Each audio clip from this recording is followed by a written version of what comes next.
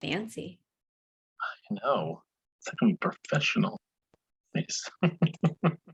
I'm a real podcast person. I'm a real boy. Oh, it says we're going live. Yay! Friday night. I never know. It's been almost 2 years and I'm just like, it's gonna not work tonight. It's not gonna work tonight.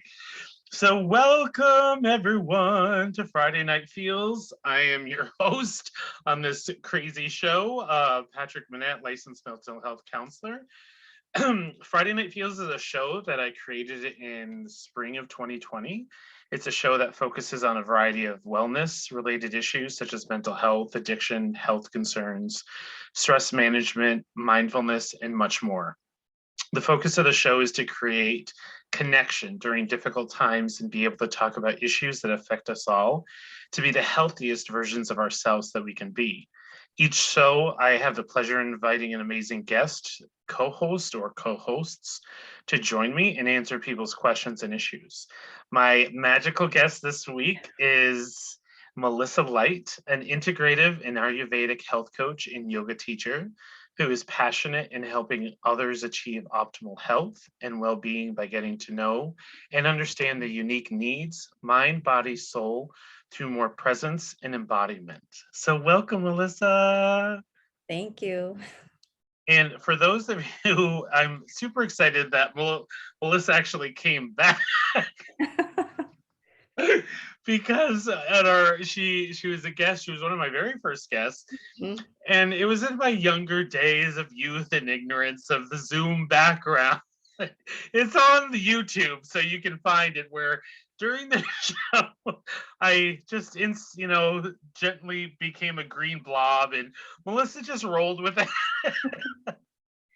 Like a swamp taking over. I mean, maybe it was symbolic for that's where we were in the world. And it was just green and healthy, just needed to come over.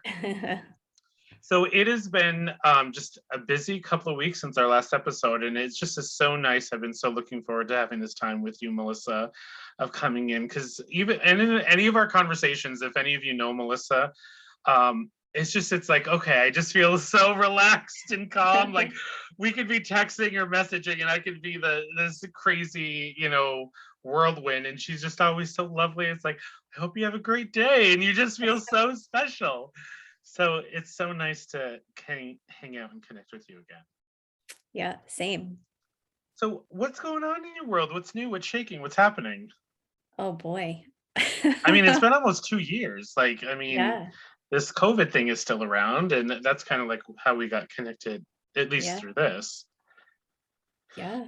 How are you doing with it all as the year comes to an end?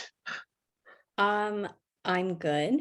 I think the last time when we met, like we said, it was spring of 2020. So life was different then for me, as I had a physical space for a yoga studio. And that has since had to be let go. Okay. I had to let that go last spring, in spring of 2021. And so it's like this transformational journey of figuring out a new way of being, I think, which a lot of us are in just different ways. Right.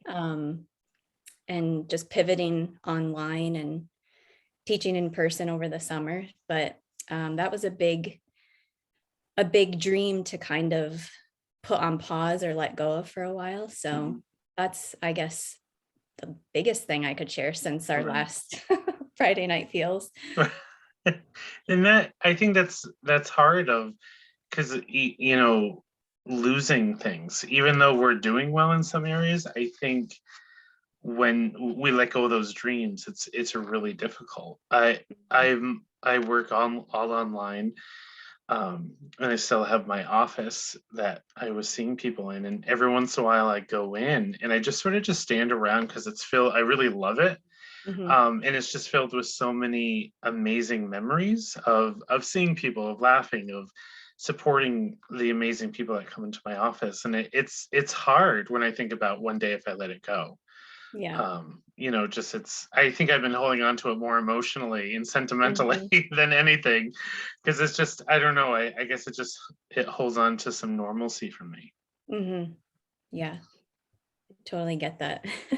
So, one of the things that you and I have talked about over the years, and that I always enjoy learning about because I feel like I need it, is really more the holistic approach, which is really the heart of what you do, from my Mhm. understanding of really how to create a connection to yourself, your body, your spirit, your heart.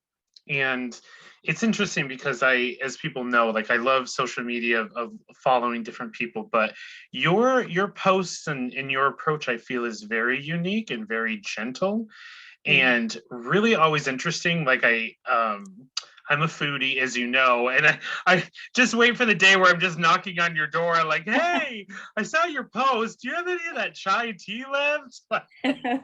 Come on over.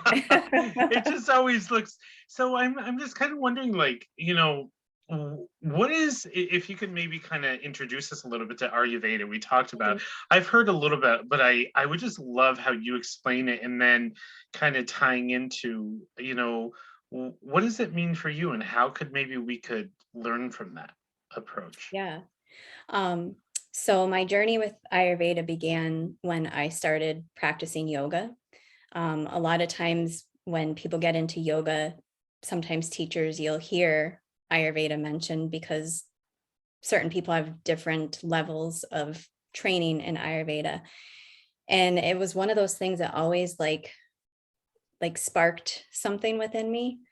Um, and then over the years, as I continued to deepen my studies and then become a health coach, I found that I was working with people in an individual way.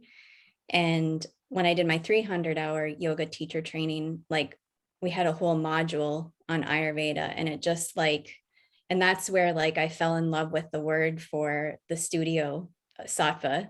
Mhm. And it was just like, which means like light and luminous, and the container of love that holds everything. Um, and sattvic state, I like to think of, is what people feel when they come out of a yoga class, like that very like balanced at the end of Shavasana. Mhm. Hopefully that's how you feel after you come out of a yoga class. Is if it's a good sequence yoga class, you have that sattvic, that really balanced nature. Whereas like when you come into a yoga class, you might be like really frenetic and Mhm. all over the place. So that's where my love and interest for Ayurveda kind of stem from. But Ayurveda is considered to be the sister science to yoga, and the Okay. word means life knowledge. And the beauty of it is that it really looks at each person in a very unique and individual way. And the whole basis of it is it's an experiential medicine.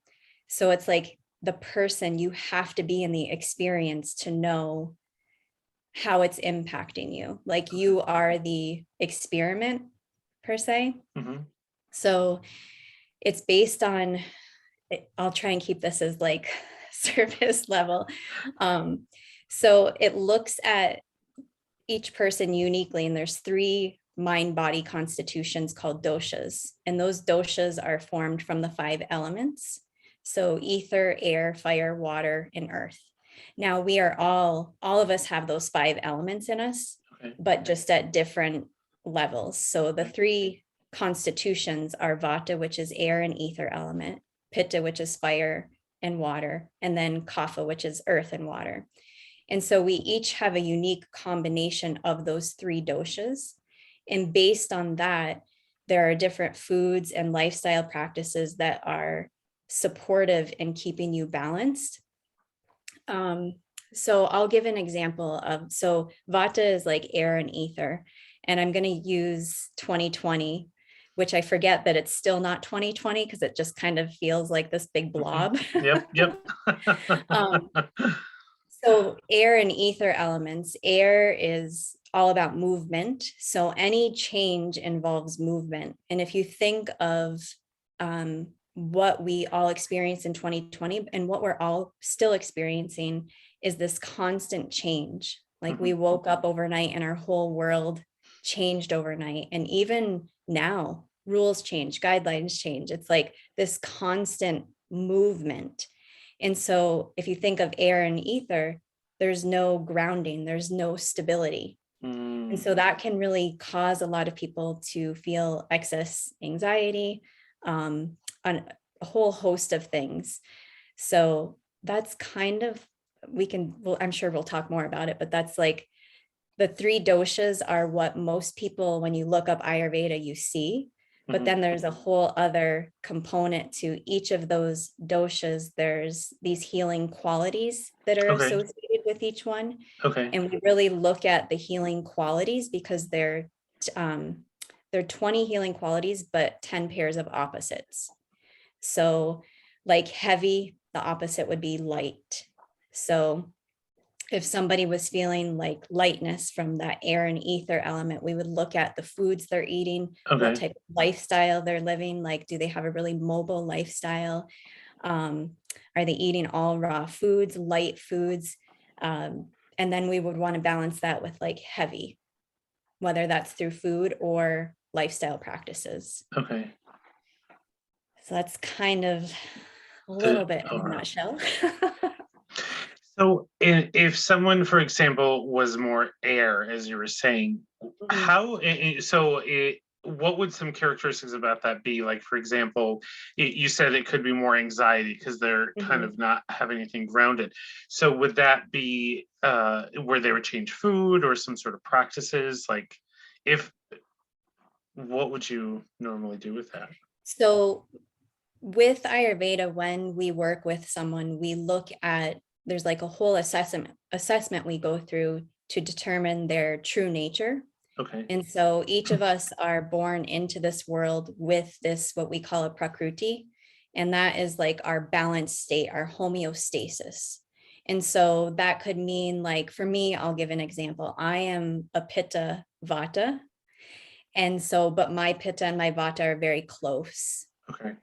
I have Kapha, but it's not as high as my Pitta and Vata. Okay. And so that's my Prakruti.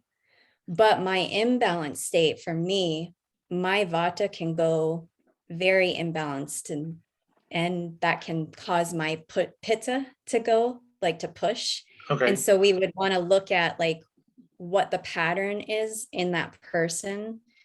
So for a person that maybe has air, it might just be like I look at all the foods they're eating. I'd look at if they have routine in their life. Again, it could be simple, subtle changes in the way they eat, a few things of what they eat. My biggest thing too is like, I don't ever want this medicine to be hard or overcomplicate, because I think that in life we do that very easily. Right. And so I always love to bring it back to the simplicity. And sometimes that's like, we have to do some work in letting go and to remember that the simple things can be really powerful, because we often are taught like the more is better, or if something's harder, it's better. Right. But actually, sometimes those simple things can be the most potent things that we do. Right. I say that to sometimes in the mental health field of, the small things that you ignore or you avoid are sort of like those pebbles in the shoe. But when you walked a whole day with a pebble in your shoe, it does some damage. Yeah, absolutely. And just like it can do, on the opposite side, it can do the same thing for your healing. It can really plant that seed and become a really beautiful garden in your life. Yeah. I use a pebble in a different analogy with clients. I always say that them doing this work on themselves, whether it's like working one-on-one or even in a workshop, they are like this pebble in a still pond. And like them, by doing that work and wanting to be better for themselves, creates like this ripple. And like those in their field that are resonating with that will start to like ripple with them. And so I think it all it takes is that little pebble, like you said. That forever changes the flow. Yeah. So in how have you found this people are resonating with this type of medicine and this approach? I think a lot of people are very interested and open. I've had a lot of clients that have had success with making changes and everything. You know, as with anything, you have to be open and willing to change. And sometimes when this type of work, we have to be humble too. We have to have a sense of humility and say, like, oh, yeah, I'm the one making these choices, and that's leading to XYZ. Right. And that can be What? really, Eating that can, fried chicken 5 days a week could have a yeah, problem? Like, come on.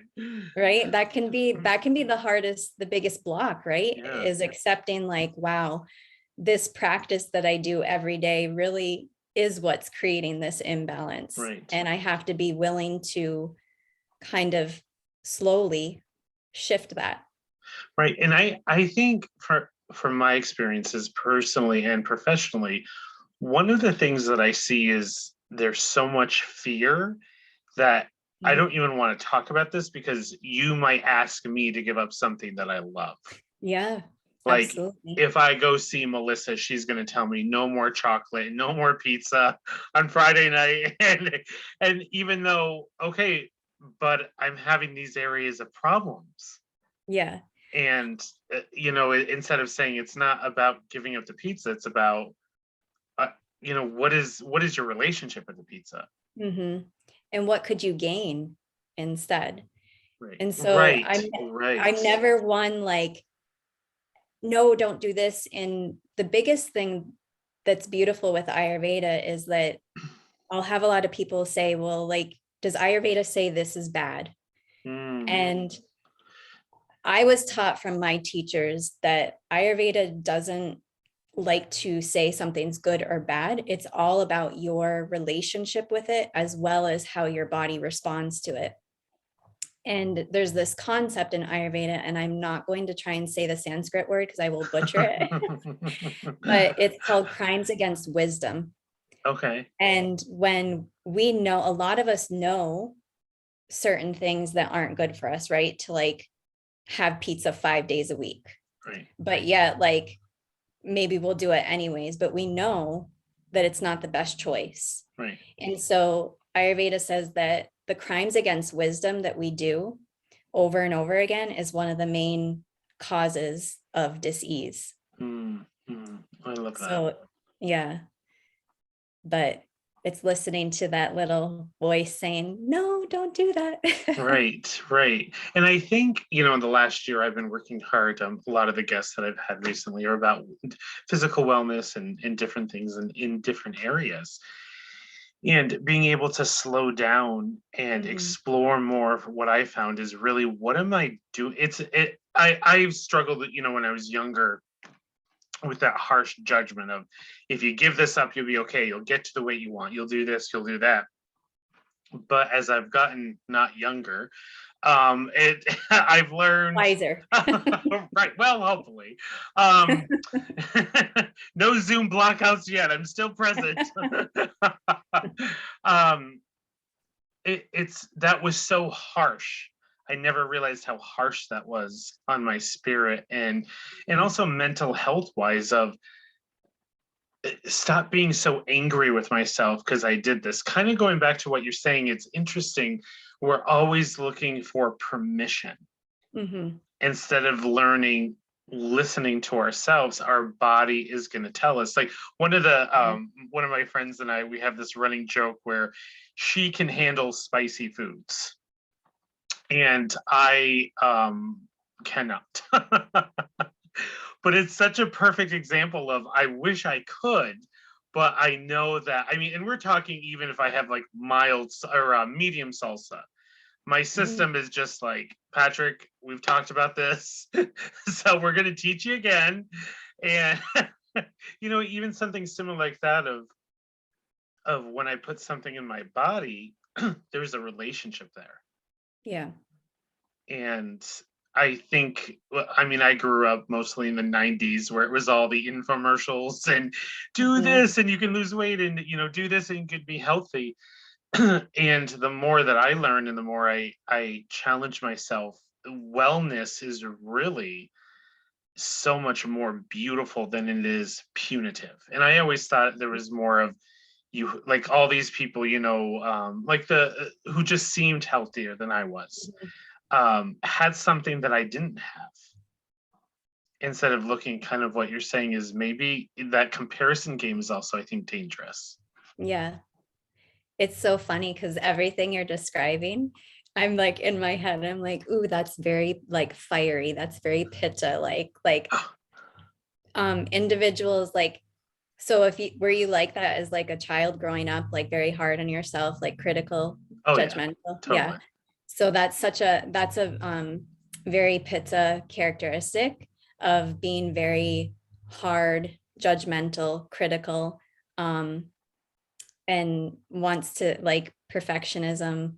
Um, those are, and that's the beauty too of Ayurveda, is I say, when you start to learn some of these things about yourself, you can start to recognize, like, I think it helps have more compassion because you're like, oh, some of my true nature is coming out. And I know, like, you can know, like, all right, if I'm getting like too critical or too judgmental, like that's bringing me out of balance. Like, Right. how can I come back? How can I come back into my heart space to kind of soften that and have compassion towards that criticism? Right. Wow, that's so cool. It kind of reminds me of this random story with astrology, which I want to Mhm. ask you about in a minute.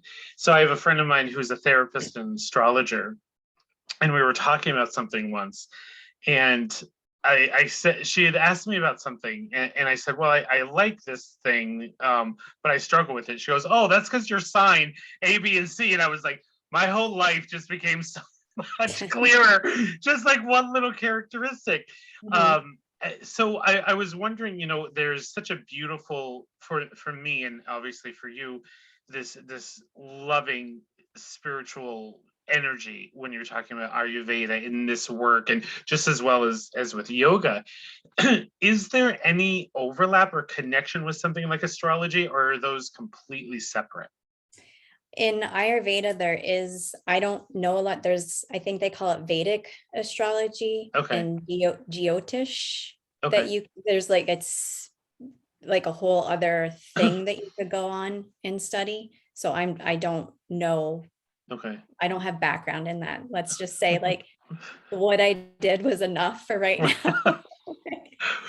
Well, I remember our conversations that I always felt so bad. You were just like always studying and working so Yeah. hard at this. And I knew, as your friend and someone in the community, that your customers, your clients, I want to say, were getting someone who really dedicated their life. This wasn't just, hey, I did a Google search Oh my gosh, on no. on this. It's really, I'm doing this is a dedication. Like, if you'd Yeah. gone to a seminary, if you'd gone to a monastery, if you'd gone to a temple, and maybe that was part of your training. But what I love about getting to know you over the last 2 years closer is really like you're walking your talk. Mhm. And it's when someone comes into your office, it doesn't sound as if you're trying to sell something to them. You're just trying to hear where they are and Mhm. help them learn how to listen to their own story and figure out what they need. Absolutely. That's like you just summed it up. It's on recording, so you can put this on. Look at this. Look at this. I've even recorded. Like, geez Louise. We're growing, Melissa. We're growing We are. together. We're Well, you expanding. know, it's interesting because in the mental health field, one of the questions as a mental health counselor is we always talk about medications, or clients Mhm. will come up, and for whatever reason, some clients have said, well, I know you're anti-medication. And I always laugh because I've never ever said that. So they Mhm. just have an impression. But the idea of, my own experiences with throughout my life of different medical providers, who some are good and loving and compassionate, and others have lost that humanity, that Mhm. connection of, I remember one time I went to see someone, and there was no eye contact. And for me, something like that, if I'm going in with a personal, if there's no safety, I just really shut down. Yeah. And in my world, and I'm sure you see it in yours, is if there's a history of trauma, or addiction, or severe mental health, going in to see anyone who's offering healing, there has to be that respect, that genuineness, but also that connection of, yeah, I might be an expert in this area, but I'm going to use that so we work together as a team, not so that there's a differentiation of power. Yeah, just that you're both humans Yeah. and trying to make it through this life, really. Like, Sweet Jesus, take the wheel. yeah. That's like the second time this week I've heard someone say that. Yeah.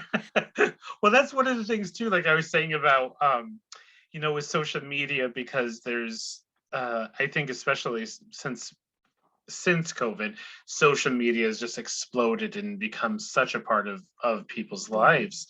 And one of the pieces of advice that I learned was fill your social media with people who inspire you. Mm-hmm.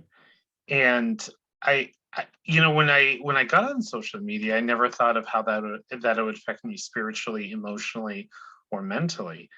But then I was just seeing these people filter in, and they weren't joyful, they weren't loving, they weren't supportive, just random people I didn't even know. And Yeah. then when I learned how to do filters or like certain people, all of a sudden it's like I wanted any social media to be rejuvenative. Is that a right Yeah. word? Rejuvenative? Did I just make that Yes. up? We use that word in Ayurveda, Oh my gosh, I'm so rejuvenative connected. term.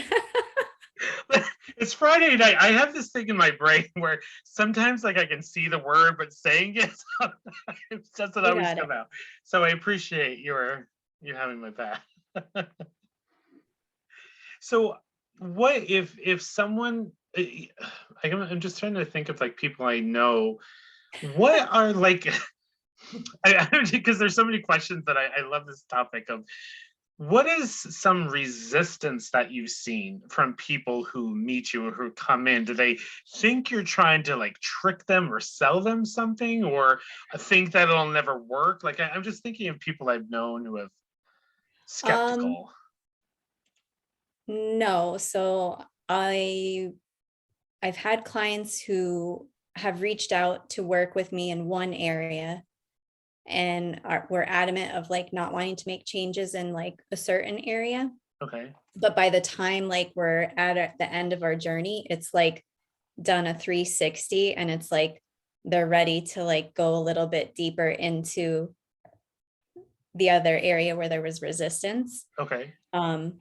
No, for the most part, I feel like when people come to me, like they're ready, Okay. or sometimes I'll meet with someone, we'll do like a discovery call, and that might just be where our journey goes. But sometimes it's, just having that moment, and then maybe down the road, they realize that they're ready.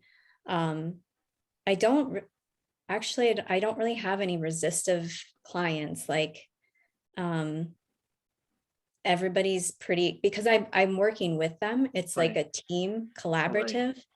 I'm not like a dictator saying like you cannot do this and you cannot do that. It's more like educational and kind of explaining what might be happening and like getting them to explore like, hey, why don't you try this and see what happens? Right. Because I could recommend something and it might not work. And that's always information from both of us, like Right. saying, okay, well, maybe that's not what's imbalanced. Maybe we have to go another route.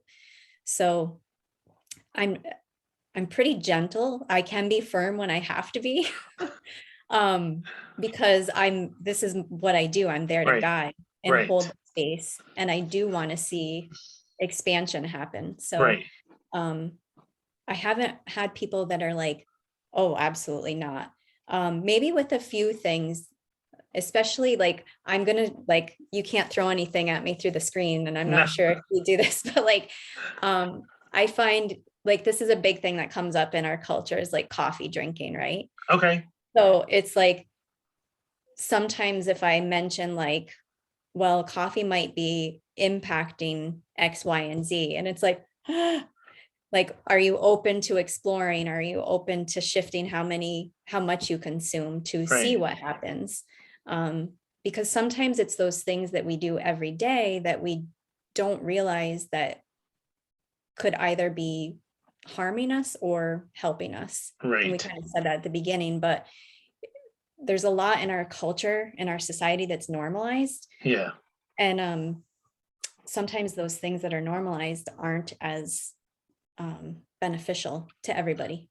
No, I think that's an excellent point. I work with a great dietitian who's very gentle and very firm. So we have a lot of, come on, Patrick, like what are we doing here? Like, but very non-judgmentally of, this is what you're saying is it's the educational piece. And I think Mhm. for me, what's been helpful is I get into my own head. So I go based off of one of the things that I had a conversation with her about was food in my family. Mm, And even just something as simple as that question of what it was like growing up brought up some actually really fun memories of mhm, different things and, traditions. And it actually brought up, where some of my unhealthy relationship with food was mhm. developed. And I just had never connected it. But if I hadn't gone and spoken to her and Yeah. just had someone, because I think when you reach out for help, there's the part of you that's willing, but then there's also the part of you that's afraid. Yeah. Um, in a lot of cases of what if she says or he says, I can't do this or that. And once again, if you're working with someone who's loving and who's really trying to help you, they're not going to say, do it or not. It's like, let's just look at the consequences of either one. Hmm. Or And what are you willing to explore right, too? It's like, what are you open to trying to right. and letting the client kind of decide. So there's like that sense of power. Yeah, and that healing too, that Hmm. if I have this role like for me, if I'm eating something unhealthy, I can eat something healthy, and it kind of like it balances that out. It's really Yeah. funny that you mentioned coffee. So I am not a coffee drinker Me at neither. all. And I'm I, not either. it's one of those things where it's like the only, like growing up, the only, like I liked coffee ice cream, but it's like pure sugar, right? Um, and I just I have friends who they have to have their cup of the day or they have to have all day and stuff like that, and it just was never anything, but if my thing might be more like carbs or something like that, that Hmm. if you said, and giving that up, that can you might Yeah. get the rage monster coming out of like, what do you mean I Yeah. can't have. Well, we all have our thing, right? Yeah, Like yeah. we're all human.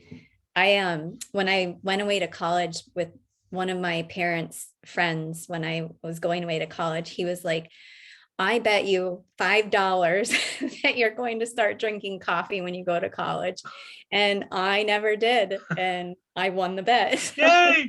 Winning. I remember I was working in a convenience store. I think it was when I was doing my graduate work on campus, on a college campus, and it was midterms or finals week, where it was fascinating. Like poor college students were just exhausted and tired and stressed.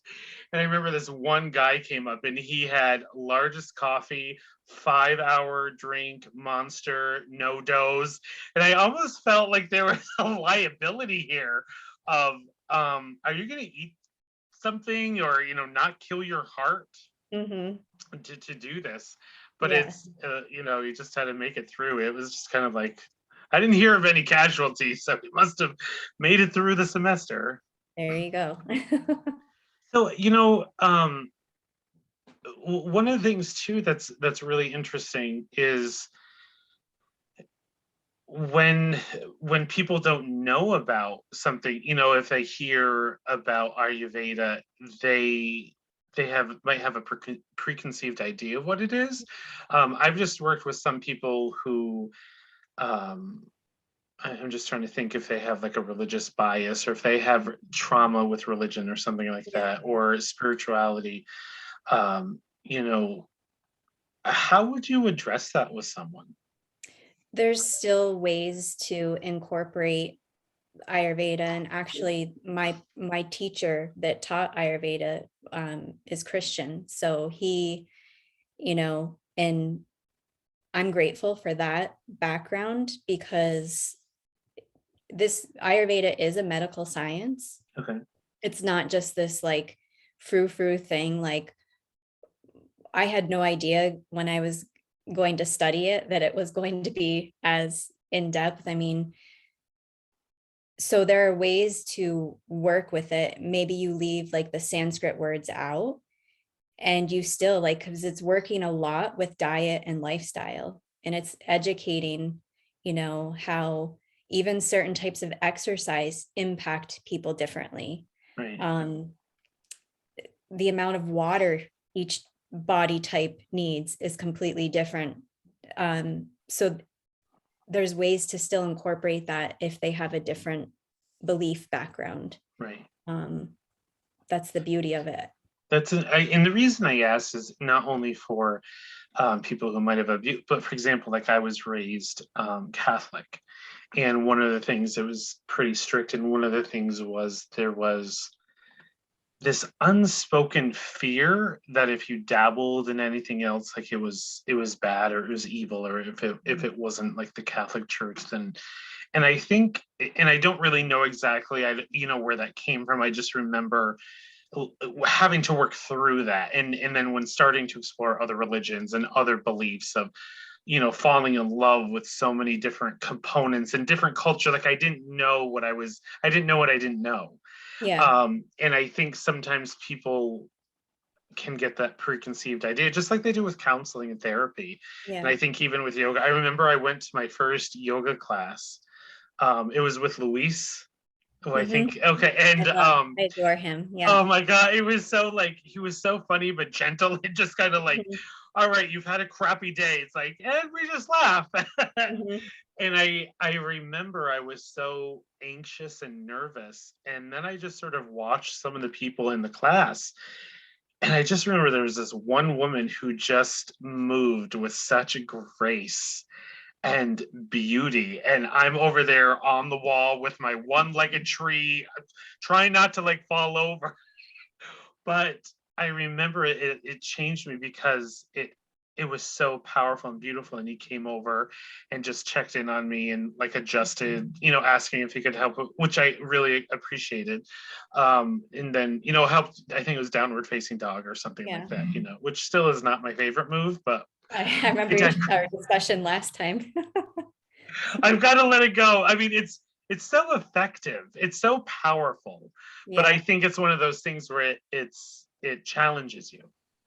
I wonder what would happen if you softened into that. Like if you were like, okay. So my view with yoga too, like doing my Ayurveda studies has shifted, like, and I've always believed yoga in a way of medicine. Okay. But there are ways to use certain postures to evoke different balance in different imbalances. So like if a person, again, we'll go back to that air element, if someone's really ungrounded, there are certain postures that we would really want to incorporate, because each of those doshas, those constitutions, really reside in different areas in the body, or have sites where they're more prone to be located. Right. And so my view with yoga is to see it more as medicinal. And even with yoga practices, each person is very different. And I've often given this example when I've worked with clients, is when I lived in Virginia, I had my favorite yoga studio where I did my training and everything. And I mean, we all have our favorite yoga teachers that we kind of like feel pulled to. Right. And so I had my favorite teachers, and I was like at their classes like every week. And I remember going to a class and it was scheduled to be with one of my teachers. And I remember walking in and it was a sub. And this girl was like lovely, but her style of teaching was like so different than what like I was used to. And I think what brought balance to my body, because it was like super fast. It was like the inhale, exhale, inhale, exhale. Like I was like behind two moves. And I just remember leaving that class, like my nervous system was actually more like elevated than, I'm not sure I left in that sattvic state, but that's where like I see yoga too now as such deep medicine that it can be. I don't know. When you were speaking that's about beautiful. yoga, I felt the need to share that.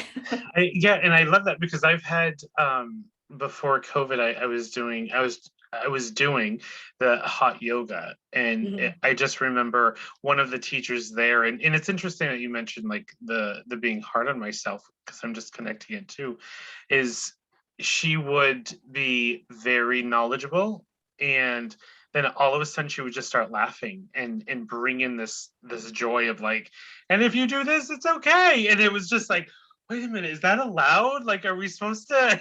I'd be like this internal belief system of rigidity that I carry and work through of just, oh my God, this is life and spirituality and joyful and movement. And I think for myself, what I'm walking away from our conversation is really looking at medicine as what it was, I think, supposed to be. Mhm. It wasn't supposed to be this scary, terrifying, not saying that medicine is all the time, but it, for some of us, we may not have Yeah. always had the best experiences. Um, one of the things too that popped into my head with our conversation is um, gratitude, and also what I try to do is also like praying over my food. Mhm. And growing up, we would say a prayer, dinner grace. But what I've noticed is I'm a fast eater. Like I'm busy and Mhm. it's rushing and everything. And I remember one time it was like everything stopped of like, I'm not even being grateful that I can have dinner. That like I'm not even being grateful that I have this food. Mhm. And I'm just Yeah. rushing, rushing, rushing. And it's not supposed to be that way. No, no. Yeah. In Ayurveda, we really look at not only what we eat, but how we eat, because Ayurveda is so focused on the digestive system. And that's where the home site of each dosha is. Okay. So it's like that's where any imbalance is going to start. And it might be very subtle, like those, maybe you hear gurgles in the belly, or like you feel a little like burn in the upper abdomen, or bloating or something like that. So there's a saying, it's not what you eat, it's how you digest it, Okay. how well you digest it.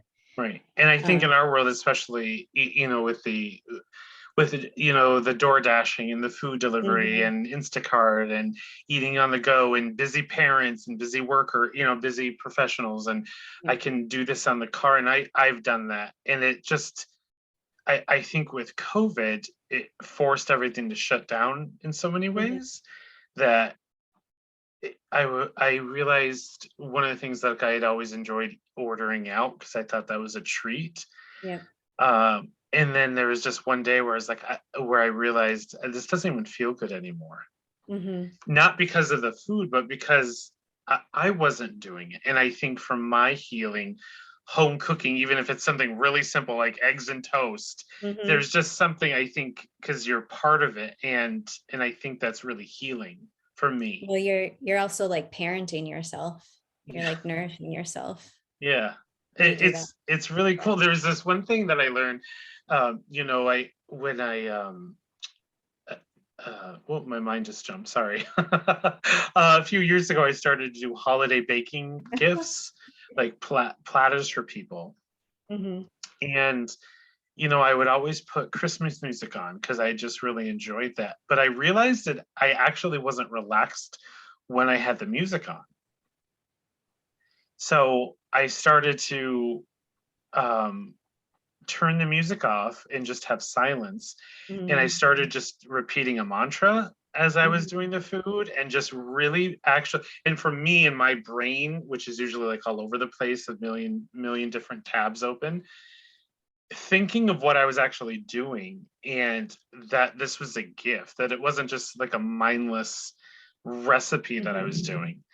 And I have to say, like, it it became almost like a ceremony. Like it became really beautiful. Of this is something that I really am doing out of love, and it was really powerful of being present Yeah, absolutely. and not shoving it. Well, I mean, there were a few peanut butter balls that may have been shoved in. I can't confirm or deny. I mean, that's okay. Something that I like to think of is when we were mentioning like medicine is like our life, like everything we do, everything we say, everything in life can be our medicine. Right. And so like when we're really present and aware of how something's impacting us and noticing if it's creating harmony or disharmony in our being, I mean, that's pretty potent, Right. to think of life that way, because then you think of it as a more like it's the sacred experience that we get to have another day Right. where we get to walk this earth. Right. Exactly. And You know. how much power we have and how Mhm. much the energy that can do. And I think we forget that. Yeah. And I know for myself that can lead to unhealthy patterns and Mhm. unhealthy choices until it like something breaks and then it's like, all right, let's revamp this and come back. Yeah. So if people wanted to, reach out to you and find you, so you're doing mostly online or some in person, what is a combo? No, I'm mostly online Okay. until like weather gets nice, and then um The winds, right? I hope everyone, that was crazy. I've never experienced winds like that. oh, the winds, I know. Last I did what not. Yeah, I didn't sleep last night because I was like, ooh, all that air and movement is like keeping me up. yeah, I was like, all right, someone's going to Oz. I don't know. Like, just let me know. So Yeah. yeah, I think that's great. And then especially I think that's what's nice about the online stuff is if people, the weather or if they're not feeling or Yeah. childcare or transportation, it's really convenient. Yeah. So what do Yeah. you have percolating at these days that you might want to share with All right. peeps? I have a few things coming up in December. So I have a couple Ayurveda workshops. I have an intro to Ayurveda workshop on January 8th.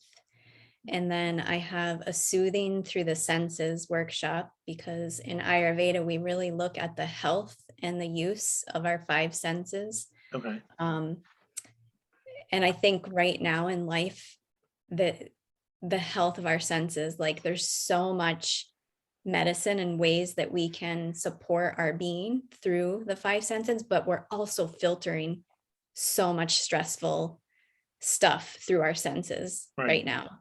And sometimes we're not aware of how subtle it is, but it's that subtle quality that is like the most potent, Mhm. whether it's like something that's really subtle that we do every day that's going to be really good for us, or like, just taking in information, what we read, what we watch, all of that has that subtle quality that we might not realize like over time what it's doing. Right. So I have that workshop that is on, I don't know the exact date. I think it's like the 22nd. Those are both Saturday mornings. Okay. And then I have a 5-week wind down with yin series. So that's in Wednesday evenings from 8 to 9. The intention of that is to go through an hour yin yoga class, and then you do it in your pajamas and then you roll right into bed. Oh my Um, gosh, that sounds like heaven. yeah, I did it last fall before like Thanksgiving time, and there was a great crew, and a lot of people were like, oh, I haven't slept that well in a while, like, so it was really supportive of that. um and then I have an embodied movement 5-week class on Saturday mornings, and that is all to balance that vata dosha. So it's going to be kind of like a slow flow class where we're going to really have nice, strong, long holds. But it's going to build up that heat for nice perspiration, Mhm. focusing on the feet, legs, and pelvis, which is a lot to I- do with vata. Is there going So to be a downward facing dog in this? Just probably. I I love cannot how you just confirm give me nor that deny sly smile. that. Yeah. You're good, Melissa. You're Yeah. good. Oh Yeah. wow, that sounds amazing and probably really flexible for people where they can just push play and be able to or like Yeah. connect and be able to work with you. And how Yeah. how does that work in your classes? Can people only see you or do they see the other students? To be honest, I'm not sure if they can see the other people. I have some people that just turn their screen off during Okay. the class. But I think when I do the recording, because I do the record them and then give people like access for them to the week after, like the week Oh, in between the sessions. okay. But I think the recording is just me because I like pin so that no one else is showing up on the screen Oh, in the awesome. recording. Yeah. So That's really cool. So if people wanted to connect with you, what is the best way for them to be able to do um that? so my email is mlightwellness@gmail.com. Okay. And then you can find me on Instagram at luminous_living. And then I'm also on Facebook as Luminous Living as well. Awesome. And then if people have any questions, they can always Yeah. contact me and I can connect you with, and Yeah. and we follow each other on social media. So Yep. that's nice. That's what's kind of cool, about Instagram, which is nice, is it's so much easier to connect and find people than I feel Mhm. Facebook. Yeah. I agree.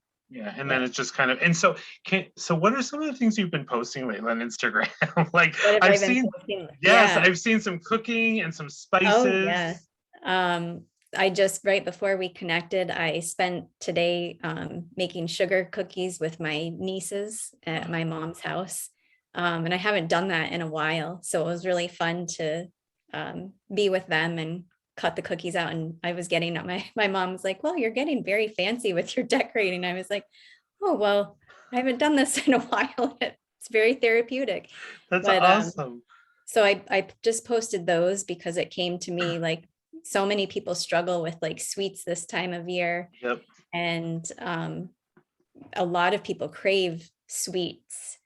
And in Ayurveda, we don't count. So this is be the fun part. It's not like a diet or anything. We don't count micros, macros, or anything like that. We look at the six tastes Okay. and are those six tastes in someone's diet. So the six tastes are like sweet, sour, salty, bitter, astringent, and pungent. Okay. And sweet taste actually isn't all the sugary stuff, like the processed sugar, but Okay. sweet taste in Ayurveda is considered to be like natural sweets, but also like our carbs, fats, and proteins. Oh. And so, you know, that's very balancing to certain constitutions. And so what I put in the post today was like, maybe there's a deeper reason that you're craving those sweets. Like maybe there needs to be grounding, maybe there needs to be nourishment or pleasure, or maybe there needs to be some cooling because sweet taste has a cooling effect on the body. Mm. And yeah, and so I did that. What else did I do? You're probably talking about the chai and golden milk butter cups that I did that are like peanut butter cups. Oh yeah. Oh, Yeah. tell me more about that. Well, I cannot take credit for the recipe, but I got it from a recipe book. They're like peanut butter cups, except the middle one had chai spices in it, and then the other had like golden milk with turmeric and a bunch of other spices. Ooh, that Yeah, sounds magical. All right, people, yeah. I gotta go because I got some recipes to look up. I was watching I'll one have to night. send it to you. They're Yes, very easy to make. I Yeah. was watching the Great British Baking Show, which I find it so relaxing. There was a woman who was putting together her presentation, and she made it was cardamom tea, Mm, which I had never heard about. So naturally, I went onto the Amazon, and now I have 2 boxes that I still haven't tried yet. But I'll let mm. you know if that's good because it just sounded so delicious. Was there any rose with it or just cardamom? She didn't say. I think she was worried about her, like Paul Hollywood's critique Oh, okay. from the TV show. He can be, he's a little harsh, but we'll get to that in another show. If you know the Great British Baking Show, you know. If not, check it out. But so one of the things that I love to do is just ask as we wind down of, is there one piece of advice or what is one thing that you would like viewers and listeners to walk away from Mm. tonight? Um, I feel like I would just like to say or share to welcome coming back into your heart space and see how you can continuously challenge yourself to be more present and really live moment to moment in life, um, from the heart, and to welcome that compassion in for not only self but humanity. Mm, um, thank you. yeah. That's so beautiful. Melissa, I'm so glad you were able to come. This has been the most amazing way to end a week. So, and also, I don't know if I said this at the beginning, this is our last Friday Night Feels of 2021. Woohoo. So we're going out with a wonderful guest. And just a reminder to everyone, some of the things, if you want to check out my website, we have the free weekly newsletter that I send out, as well as in January, I'll be offering online the Hold Me Tight workshop for couples on Saturday nights online. So you can do it in the comfort of your home and your jammies with your loved one, and work on your relationship and giving yourself that gift, either, for yourself or your partner. So if you have any questions, just reach out to me. And I hope you all have a safe rest of the year and happy holidays if you celebrate. And we will see you in 2022. All right, everyone, take care.